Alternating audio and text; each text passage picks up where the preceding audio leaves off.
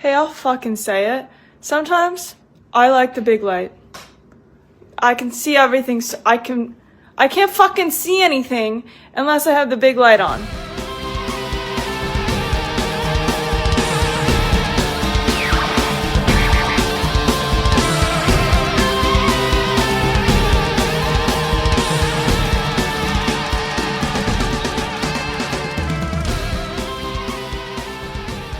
Hey, fun fans, it's We Enjoy. We've got news, we've got Use. Let's get to it. We're the Mattitude Eric. I'm Matt Fowler. Say hello, Eric Goldman.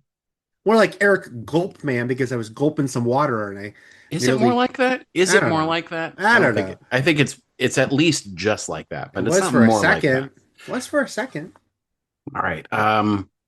Slow news week. Ebbs and flows, feast and famine. You know what I mean? Not that these aren't news items, but they're not ones that I'm like excited to talk about Oh, necessarily. I'm very excited to talk about one of them.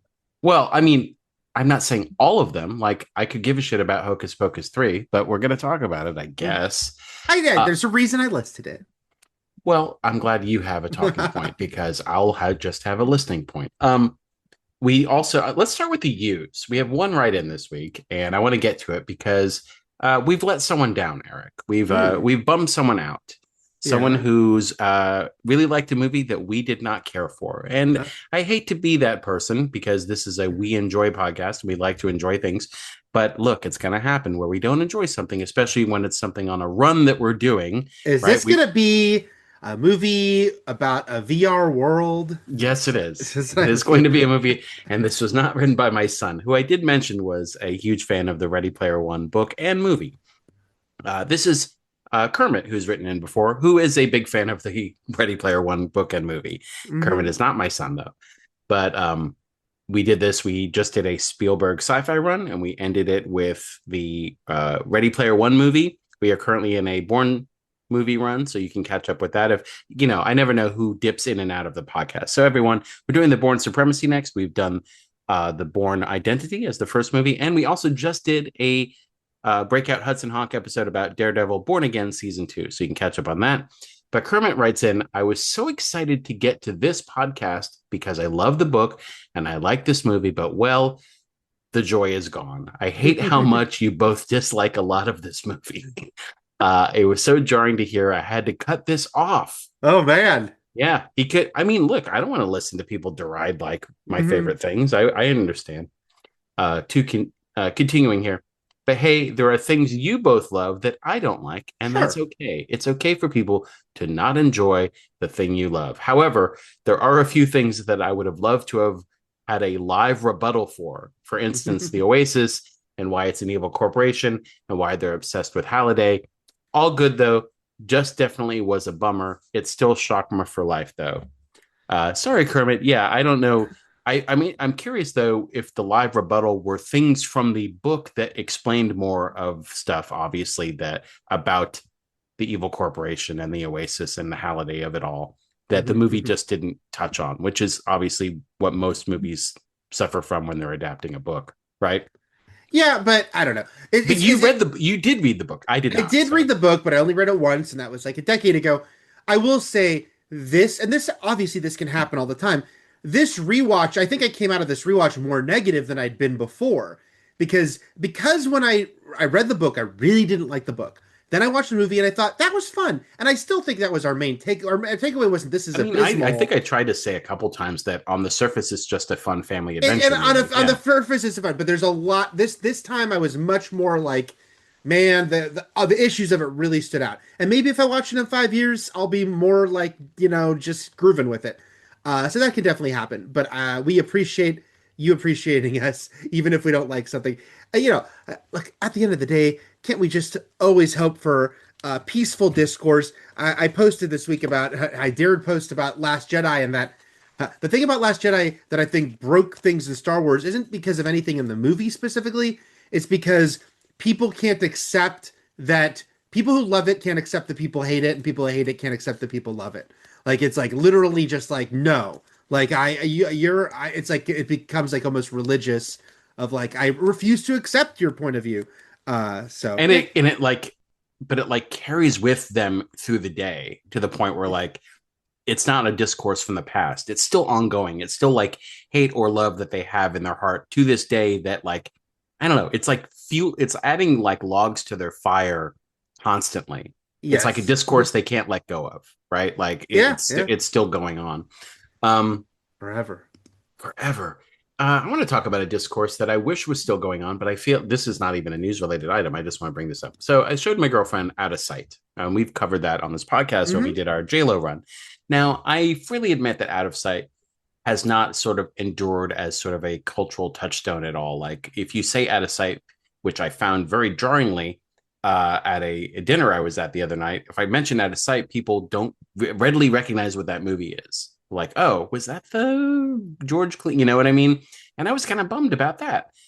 First of all, she was lukewarm on the movie, and I was upset, but that's fine. Aw.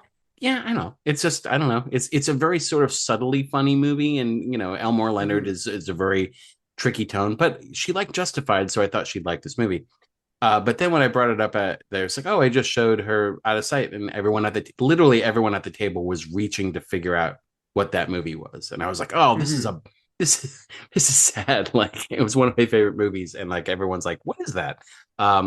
So anyway, but again, I don't live in Los Angeles, where if you say Out of Sight, everyone's going to know what you're talking about, Eric. Yeah, Um, but I will say, Out of Sight, it's interesting what you're saying because I think Out of Sight still has a very good reputation, but that's what the people who remember it from when it came out, which is to say, I agree with you. It's not brought up. It hasn't. It's not being carried on to younger people or no, and it's not being shown at revival houses, and it's not, that you know what I much. mean? Yeah, Yeah. So I yeah. don't know. So I said because I still feel. I mean, if it gets brought up, it's very spoke of very fondly, and I think it does get it brought up, especially when people talk about Jennifer Lopez's acting career because it's usually used as a big defense of her if people are trying to be like, flippant about her acting career. But yeah, it is too bad that it's not sort of stayed hip, stayed But cool. what I want to bring up too is like, well, then what do people regard Soderbergh for? Just the Ocean's movies? Like, you know what I mean? Like, he's not in the echelon of now like a Nolan or something where everyone's like the new Soderbergh's coming out. He releases these big and small movies all the time, you know, Yeah. and sometimes when a Soderbergh comes out, I'm like surprised. I'm like, oh, I didn't know about this. But he's still, Uh, I think, regarded, you know, he's an yeah. Oscar-winning director, you know. The Ocean's movies, Yeah, that's it. Magic Mike has had But do people remember? Okay, I'm just saying, like, yeah, I get it. Nobody's showing Traffic anymore, and that's the movie that yeah. won him the Oscar. You know, I think again because Soderbergh is such a specific example of one for you, one for me because he's done a bunch of movies I've never seen. He's done such small, interesting, tiny movies. Works, it's just a very eclectic career. But I think on a pop culture level, it's Oceans and Magic Mike, and then to a lesser extent, Aaron Brockovich, which obviously was a huge deal at the time. But I still think people will still mention that name. Like that name can still get thrown into like some sort of discussion. So I think those would be the three that have. And then of course, I know Contagion had a moment when the well, pandemic because began. everyone's Yeah. like, I'm going to watch this to make myself feel worse about the lockdown. Yes. I guess Presence, like we both watched that in the theater last year. He did that, Yeah. but that You was know. a small movie, right? Oh, Um. Black Bag. That got him back in the conversation a bit, Well, right? but it was a huge bomb too. I mean, look, he's always going to have these moments where he jumps out. I also will say a movie that people really love, and they should, but also sometimes clips, get put out there because it's a very fun movie to clip, is Logan Lucky, Mm-hmm. especially the Game of Thrones clip, which I just saw someone circulate again because it's obviously it still works and it's still funny, where the prisoners are all mad because they can't get what's the what's book 6 that still hasn't come out? Winds Uh, of Winter. yeah, though they're demanding Winds of Winter, only be told it's still not out. They're like, how could that be possible? And then they have to be explained that the TV show passed the books. Anyway, it's still relevant a I decade guess later. people talked about the Limey when Terrence Stamp passed away. Uh-huh, uh-huh. But Yeah, yeah, I don't know. Oh, I'm yeah, bummed but about how um, Out of Sight is being is being Marty McFly sort of out of it's cinematic still reference. there. It's still there for us. Okay, let's finally get into news here. Well, since I brought up Hocus Pocus 3, Eric, talk about Hocus Pocus 3. I haven't seen 1 or 2, so Oh I yeah. just No, the And only we didn't do one on our witch run either. So yeah. yes, no, the only reason I included this is I do think it's just industry wise, it's interesting because it'll be theatrical, and so because I think Disney Disney ordered look Is that the confirmed now? Because the last what yes. I read was like there's talk of it being theatrical again. I saw it was definitely going to be theatrical. Okay. And so it's just funny because obviously, we had this whole rush, the streaming wars, and everyone wanted content for the streaming wars. And it's a reason we got a lot of legacy sequels and TV shows based on old properties was like familiar titles, things people have seen before. And so they did Hocus Pocus 2, and I think they realized they left money on the table. Freakier Friday ended up going theatrical and made 150 million on like a $45 million budget. And so I'm sure Hocus Pocus 2 did really well for them on streaming. I was very amused driving down Sunset Boulevard, and there was like a huge ad for God damn it, now I'm forgetting the thing it was with. Was it American Winds of Horror? Winter. No, it was a it was a Hulu / Disney Plus billboard, and it was like American Horror Story and Hocus Pocus 2. It was just a funny one of those things of like Disney owns everything now, so Right. it was just like it was a Halloween time and they were pushing that. Anyway, so the only reason I'm including this here, although I did actually see Hocus Pocus 2 in a theater on a Disney cruise ship, but because most people watch that on TV, that they are pivoting back to theaters with this. Just kind of shows you how things have changed a lot, that this is still a very viable title for them. 1993. Yeah, it's interesting because it comes on the heels of, you mentioned streaming being big for revivals, right? Because they need content. The Clueless show getting canceled and the Buffy show getting nixed. You know what I mean? Like the series aren't doing well, but I guess they're figuring like this property specifically can go to movie theaters, Yeah. And I just also want to mention how funny and weird it is that in 1993, Disney put out Nightmare Before Christmas and Hocus Pocus, and the legs of those two properties, like the fact that they both turn into like just You mean they're like they're both basically Hot Topic sections. Yeah, right? Like, and they both get merch at the Disney parks, and it's just like it's just funny that like those two things really, really paid off for them in the long term. And yeah. Anyway, oh, by the way, I forgot that Mick Garris had a screenplay credit on Hocus Pocus. I see that guy all the time at horror screenings here in LA. Anyway, that's all I wanted to say about Hocus Pocus 3.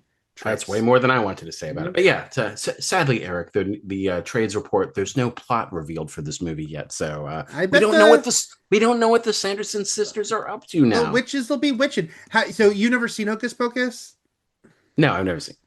It's very. I mean, have you seen people talk about the weirdness of how much they talk about this kid in the first movie being a virgin? How it's like a huge plot point that they need to like sacrifice a virgin or something like that. And he's like, how old is he's like 15 or 16. Jesus Christ. And so it's just a strange thing in this middle of this Disney family movie that they just keep mentioning this character's virginity. You know what they need to do? They need to make a witch movie that's hyper focused on virginity, because I believe that was also like a big part of that Jim Carrey movie Once Bitten, right? Wasn't that the whole point of that movie? Yes, it was. Okay. They need to team it up with also a skeezy sex comedy. So while the witches are trying to get him because he's a virgin, all his friends are trying to get him laid. Like, I saw someone was mentioning something about American Pie, and I saw someone say, because someone was mentioning something about teen sex comedies, and someone said, that's just a weird thing to even read that was a thing, a teen sex comedy. But I pointed out that American Pie was very specifically marketed as the return of the teen sex comedy. Right, because it was from the 80s, right? It was the early to mid 80s where that was like the heyday of that. So American Pie was like the revival of the teen sex comedy. Yep. Will we get another revival? Who's to say? We'll see. There was so much about Hocus Pocus. Okay, so we mentioned this on the... Did we just mention it on the Daredevil Breakout for the Patreon? Which is the surprise Bear prequel episode.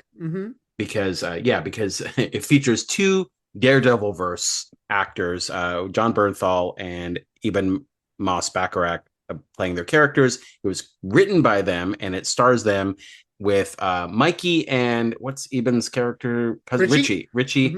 On a road trip to Gary, Indiana. It's called Gary, and it is excellent. And they're both superb actors. And I saw one think piece about it just being like, this shows that the bear is so much better without Carmi in it as the lead. I'm like, okay, we don't always have to have an opinion.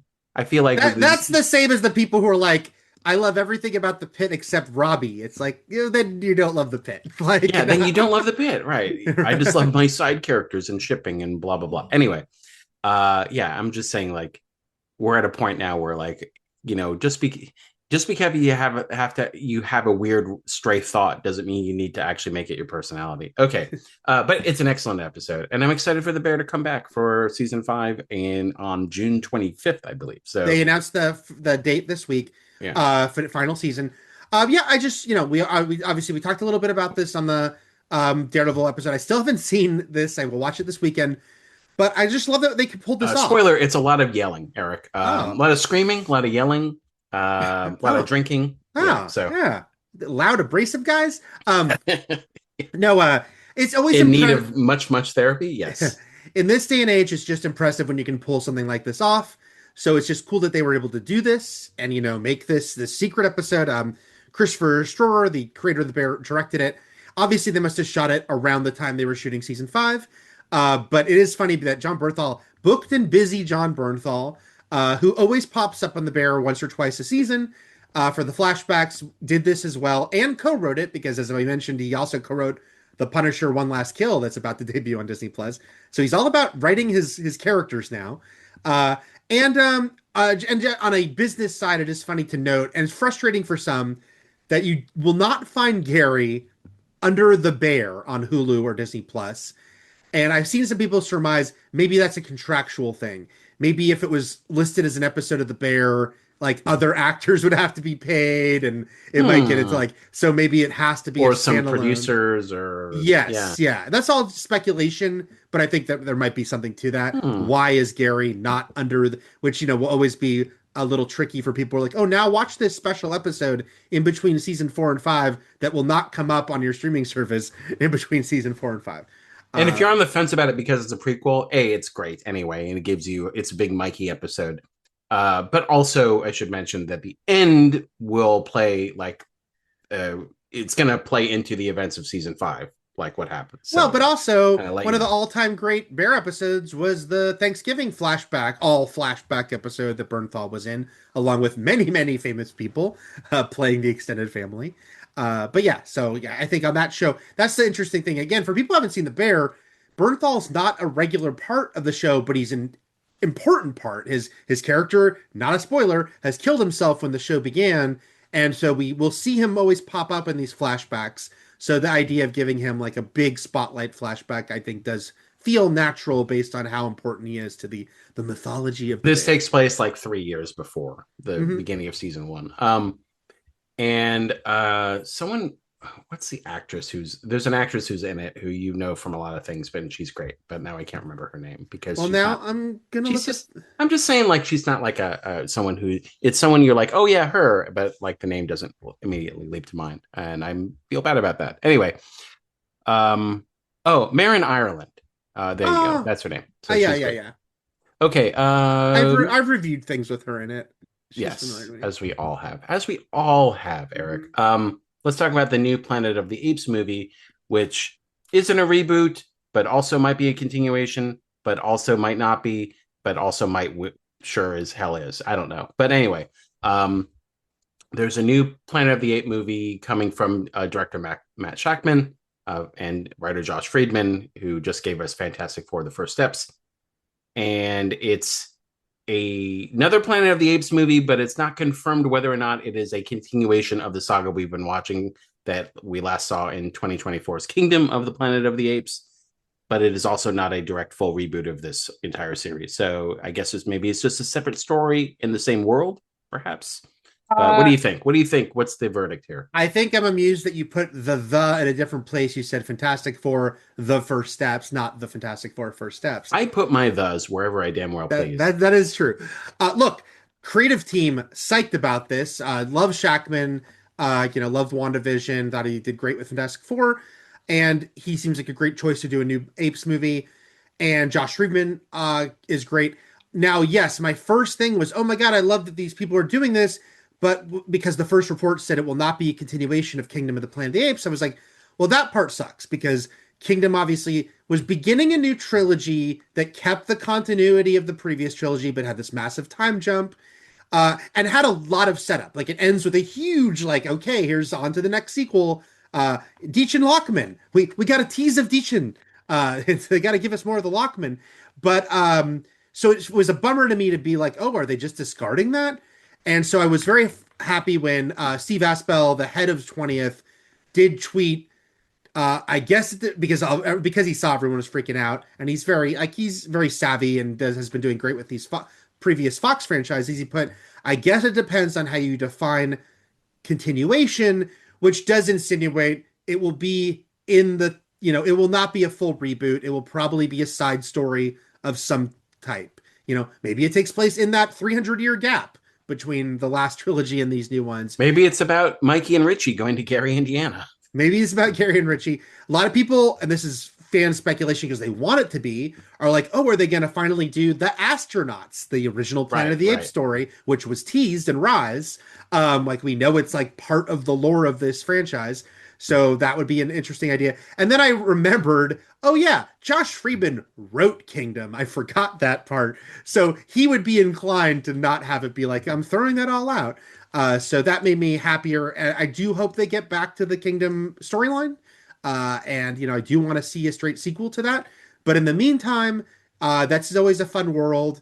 And it's cool that they're continuing it, and these are Matt Shakman seems like a cool filmmaker to tackle it, so I'm excited for another Planet of the Apes movie.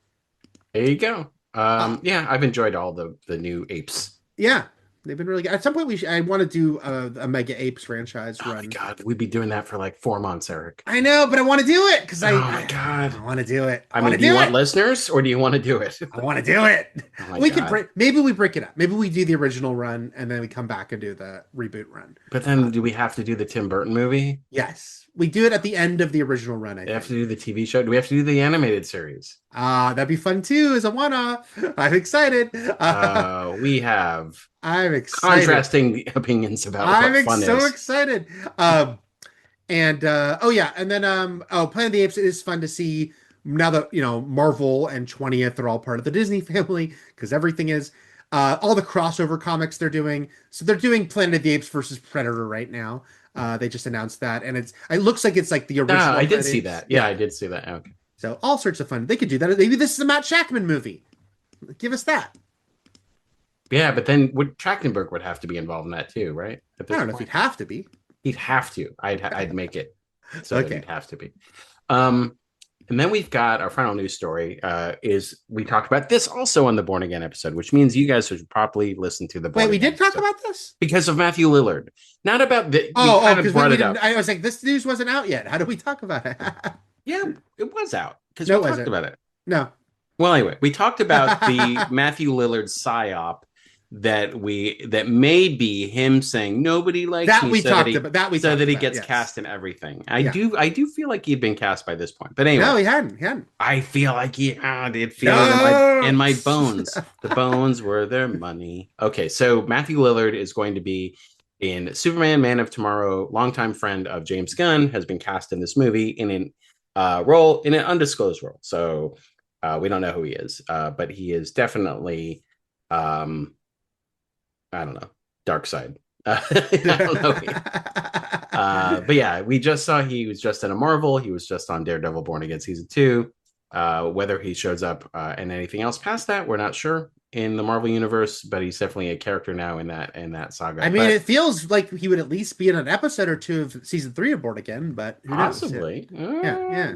But he's also in Superman Man of Tomorrow. And he's not Superman, and he's not Lex Luthor, and he's not Brainiac, and he's not Maxima. Those are the roles we know right. that have been cast for that But movie. he is the new Lois Lane. Sorry, Rachel Brosnahan, you're out. Matthew Lillard in. Yeah, it's definitely the Lillard-assance. And yes, he is self-deprecating, and I'm not that good an actor. It's just nostalgia. But we talked about, as we talked about in the Daredevil episode, was the Tarantino dared to insult him, and then he got so much love in the wake of that. And so I was joking that maybe he now purposely undermines himself because he felt such a rush. You know what's funny is that the original Tarantino comment wasn't even fully aimed at him. It was at Paul Dano, and we have not had a Dano Renaissance. So Paul Dano has not played the sympathy card. But the thing is, Lillard was already in the middle of this Lillard Renaissance because he'd already been, Five Nights at Freddy's, and he was already coming back for Scream. He was already cast in Daredevil when Tarantino said that. But it just continues.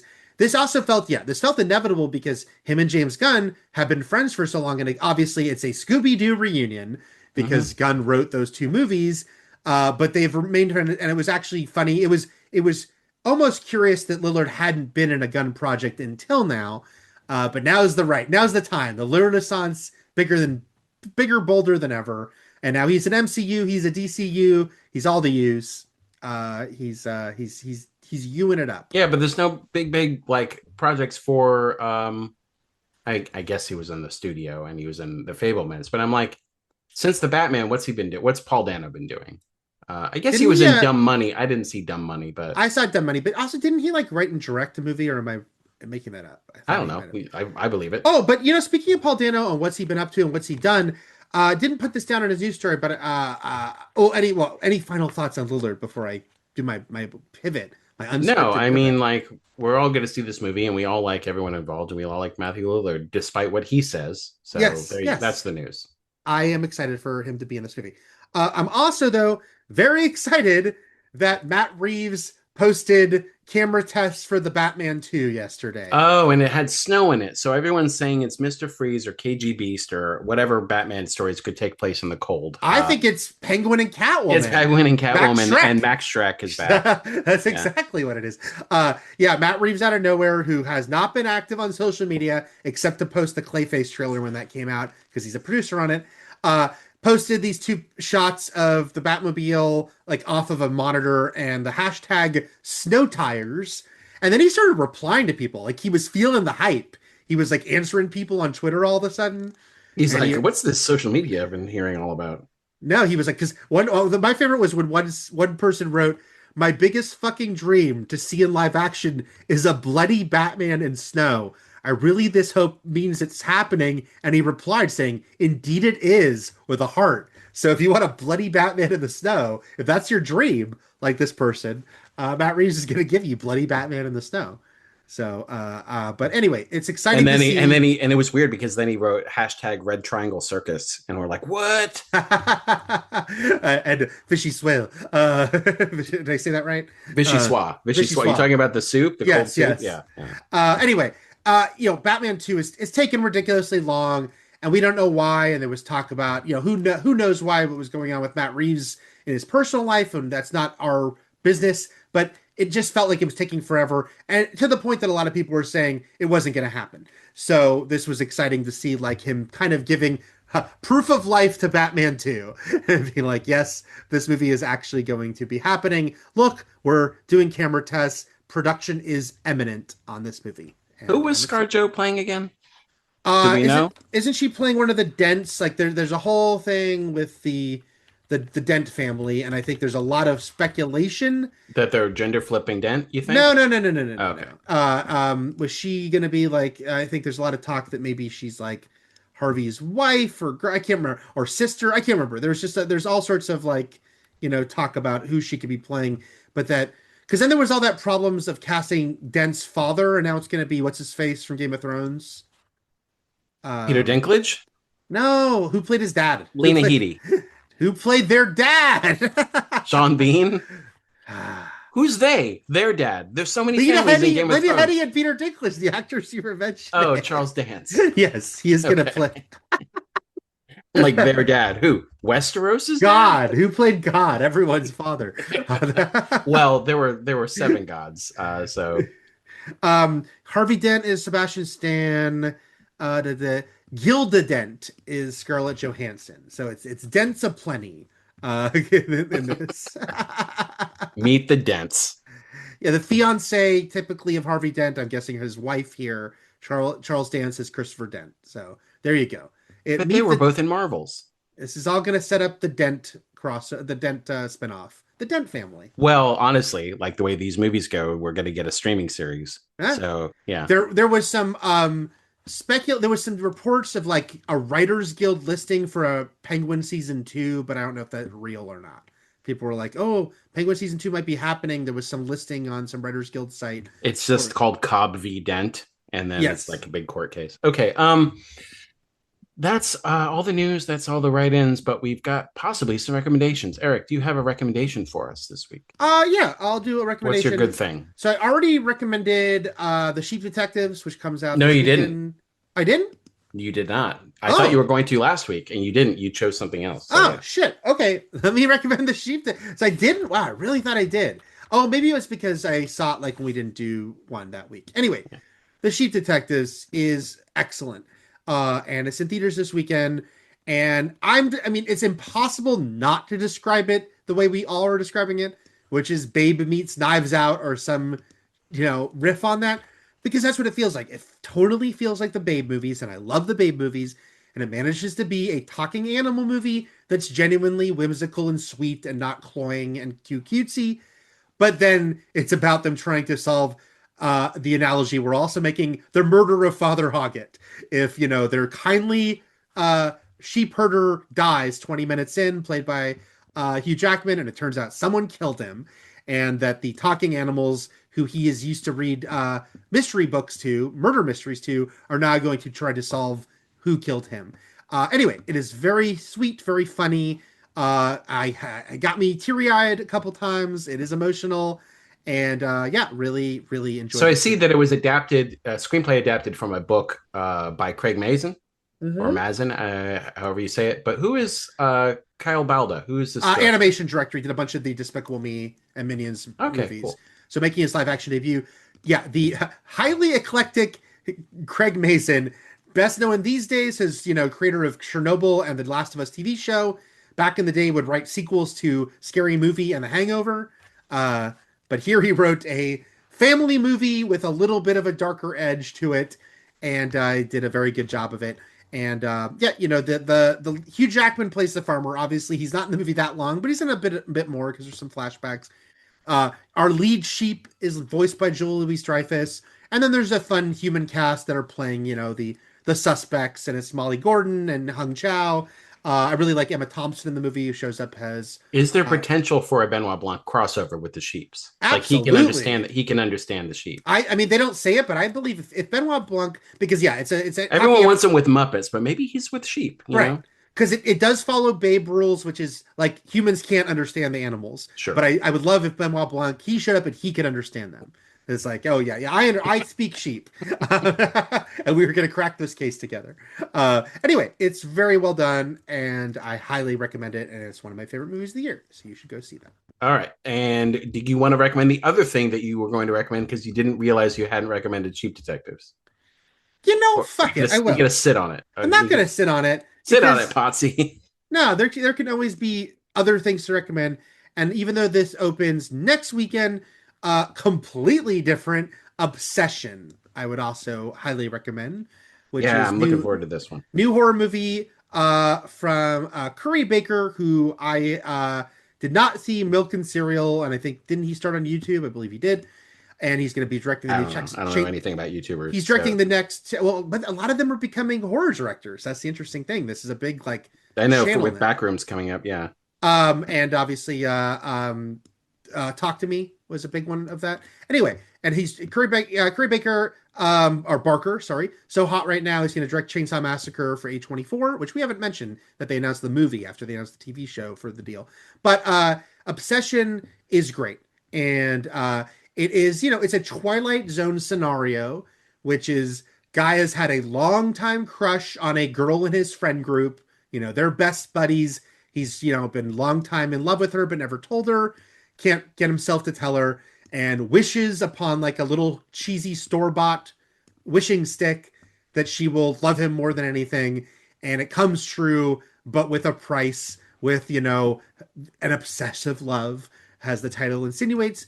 It's really good. It does a really great job, even though has him describing his Twilight Zone scenario. That means, of course, it's going to be a morality story. It's not going to be like, this is great and he did a great thing. But I think this movie, even more than a lot of other stories like this, gets into the psyche of what's going on with her and how fucked up this is, of what he's done, and he's, what he has set into motion with this.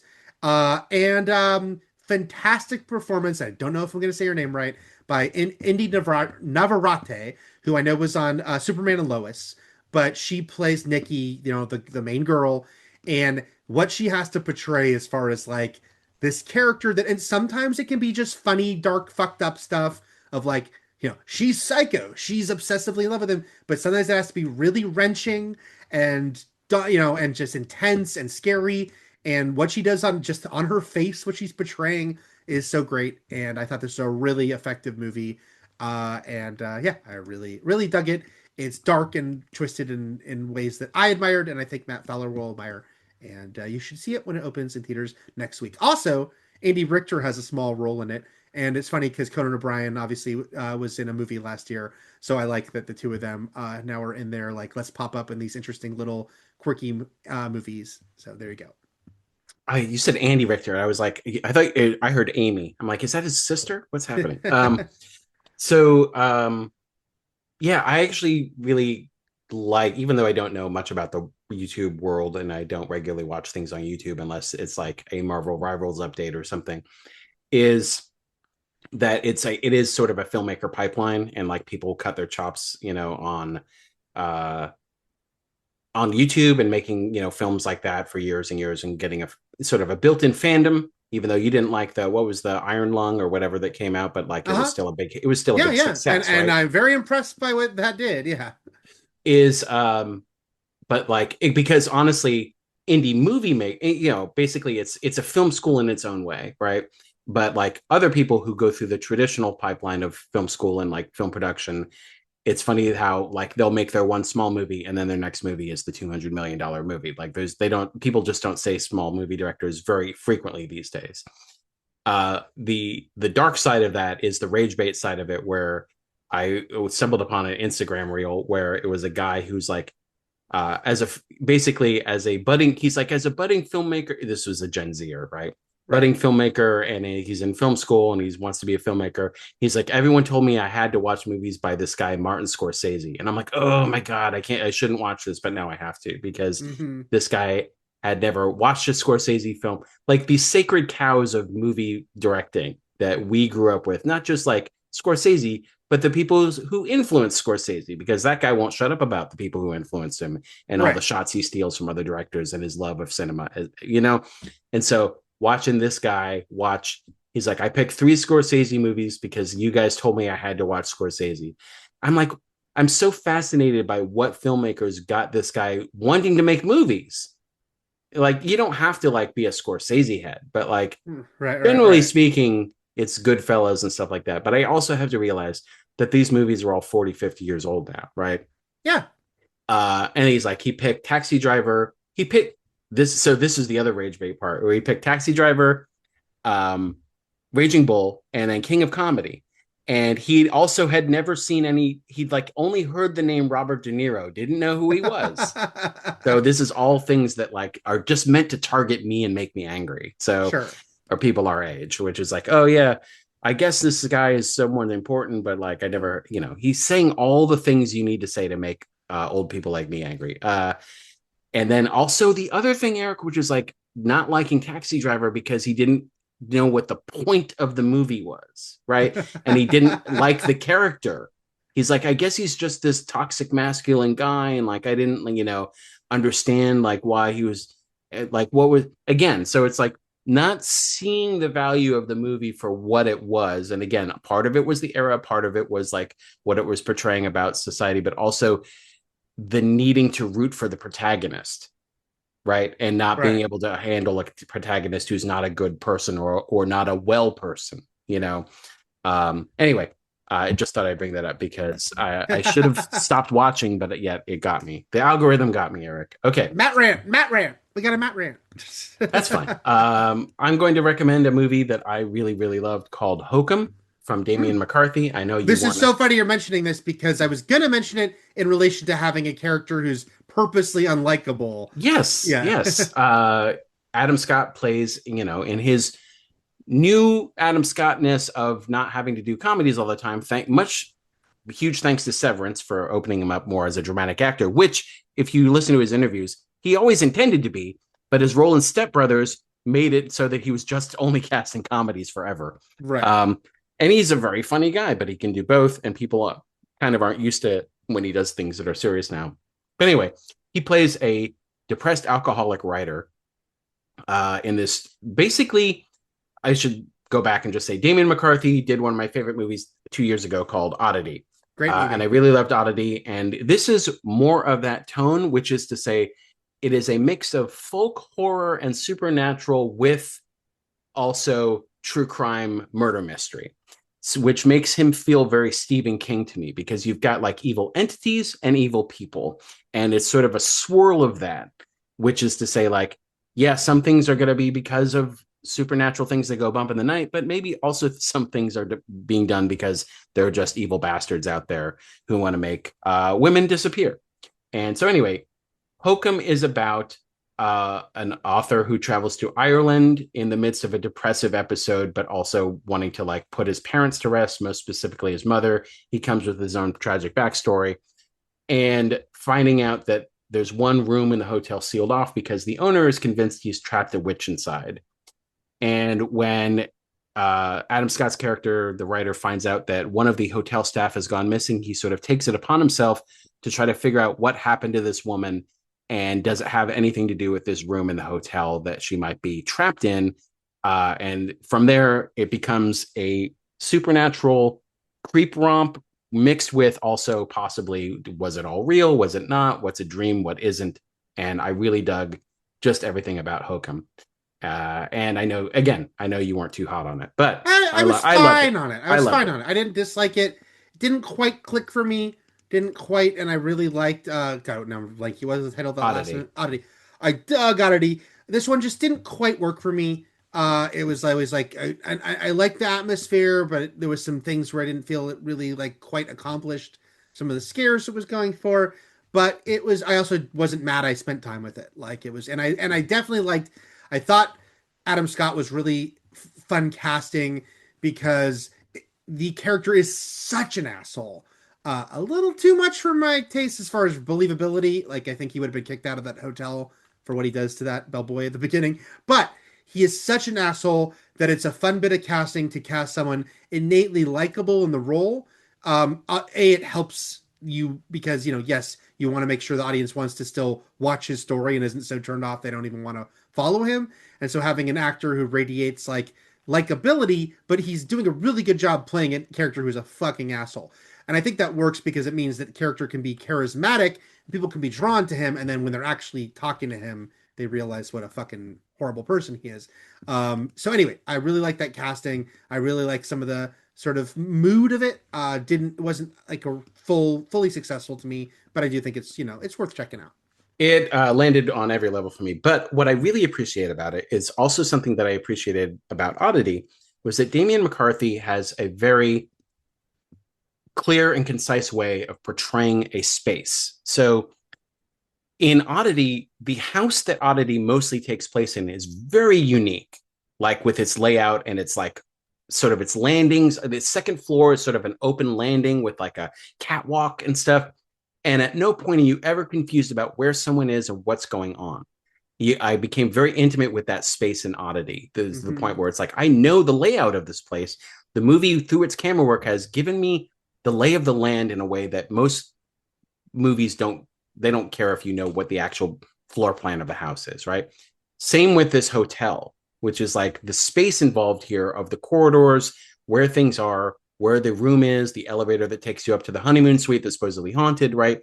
Like it was all very concise in the same way. So not many directors can do that or care to do that. And I think that that's very important when it comes to a movie where the geography is very important for how you move, how you avoid something, how you try to get out of a place. And I'm impressed by that. Anyway, Hokum. It's still in theaters for now. Anyway, I think it's a modest hit. It didn't cost that much. It cost like $5 million. So it's not that much to get back. Anyway, those are our recommendations for this week. You've got 3 movies to see. Go see them. And until next time, everything is possible, but nothing is real. And Shakma. Shakma.